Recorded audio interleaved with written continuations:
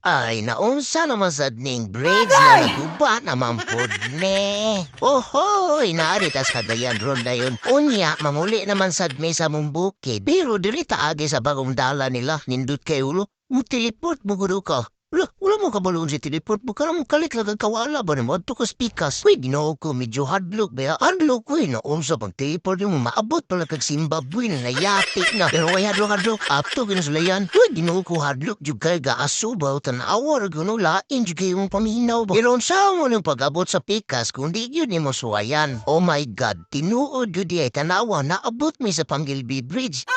Pero tanawa lang. Ang bridge murag na buyagan. Manong nadaot naman sad ni na unsa man wa mo ba kita halat ang awar ako grabe na kayong libaw. Dahala mga atras ganita atras sige pa atras. Unsa man ni na mga libaw ha?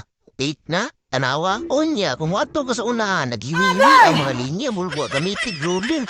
So, unsa naman taon eh? Substandard.